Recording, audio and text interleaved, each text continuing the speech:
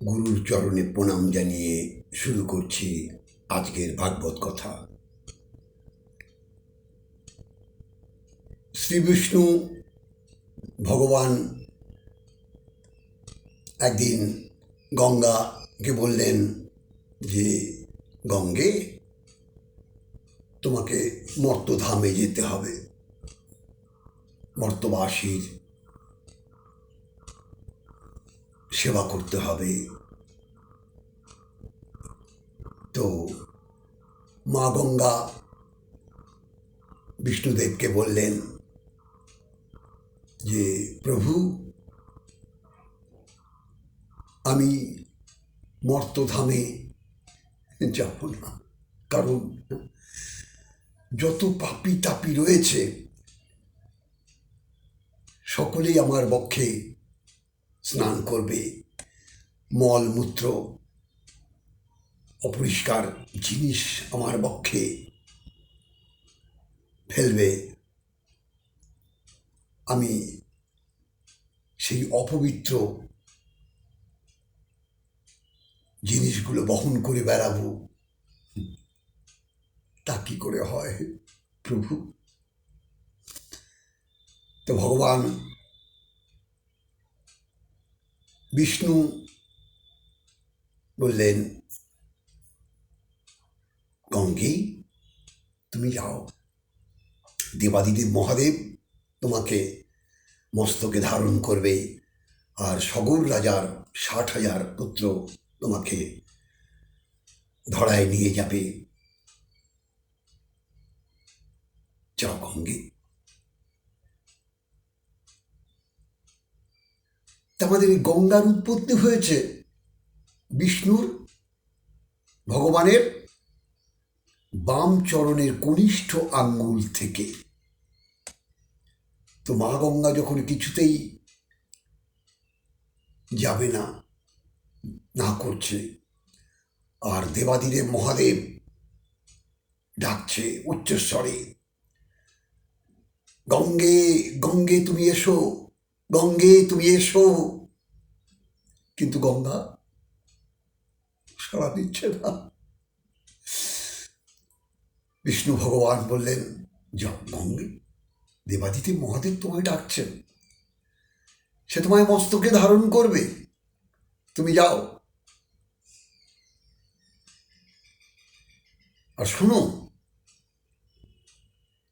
তুমি হবে জগতে সবচেয়ে পবিত্র। কি করে হব প্রভু? এই পাপী তাপী তারা আমার বক্ষে স্নান করবে, মলমূত্র সমস্ত কিছু জলে ফেলবে, আমি তো অপবিত্র হয়ে যাব প্রভু। তো ভগবান বিষ্ণু বললেন, শোনো গঙ্গে, তোমার এই বক্ষে যেদিন সাধু গুরু বৈষ্ণবের চরণ ধুলি পতিত হবে, তুমি হবে জগতে সবচাইতে পবিত্র। তোমার মতো পবিত্র বিশ্ব ব্রহ্মাণ্ডে আর কেউ হবে না। তাই তুমি বিলম্ব করো না। ওই যে একটা ভাগবতে কথা আছে, বৈষ্ণবের চরণ ধুলি যদি পড়ে গঙ্গার জলে, গঙ্গা পবিত্র হয় ভাগবতে বলে। তাই সাধুগুরু বৈষ্ণবের চরণ ধুলি যেদিন, অর্থাৎ গঙ্গায় বলুন, যমুনায় বলুন, যে কোনো, এই যে যেদিন কোনো সাধুগুরু বৈষ্ণব বক্ষে স্নান করবে, সেদিন তুমি হবে পবিত্র। তাই গঙ্গা জল ঘরে রেখে দিন, বছরের পর বছর থেকে যাবে। আর একটা শিশিতে যে কোনো জল রেখে দিন, সেটা কিছুদিন পরেই নষ্ট হয়ে যায়। তাই গঙ্গা, মা গঙ্গা সত্যিই পবিত্র। যাই হোক, তো ভারতবর্ষ সাধু সন্তের দেশ, তাই সদা সর্বদা আমরা সাধুগুরু বৈষ্ণবের চরণ বন্দনা করব, সাধুগুরুর চরণাশ্রিত হয়ে ভগবানকে আমরা আরাধনা করব। এটাই একমাত্র আমাদের কর্ম, অর্থাৎ সৎ শব্দ প্রযুক্ত যে কর্ম।